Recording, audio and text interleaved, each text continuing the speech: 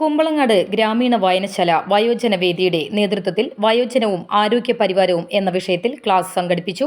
വായനശാലയിൽ നടന്ന പരിപാടിയിൽ ടി.വി. പാപ്പച്ചൻ അധ്യക്ഷത വഹിച്ചു.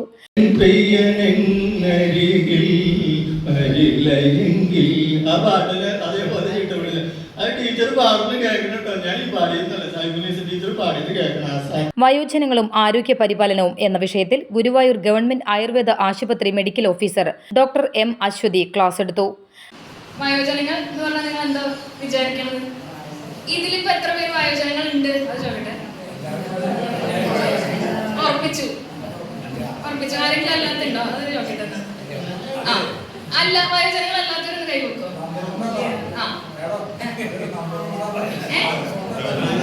അതാണ് ചോദിക്കാൻ വന്നത്. ഇനി ഒന്നുകൂടി കൃത്യമായിട്ട് ചോദിക്കാം.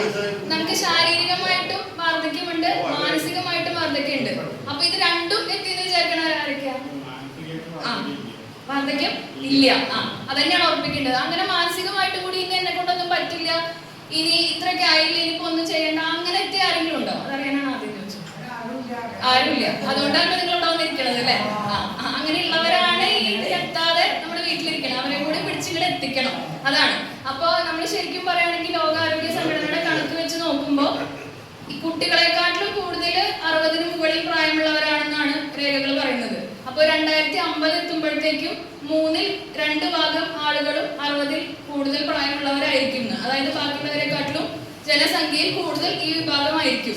അപ്പൊ കൂടുതൽ കാര്യങ്ങൾ ചെയ്യാൻ പറ്റുക ഈ ഒരു ഏജ് കഴിഞ്ഞാലാണ്. നമ്മൾ റിട്ടയർമെന്റ് ആയി ഇനി ഒന്നും ചെയ്യേണ്ട, വീട്ടിൽ ഒതുങ്ങിക്കൂടാം എന്ന് വിചാരിക്കണ ഒരു സമയമല്ല വാർദ്ധക്യം എന്ന് പറയുന്നത്.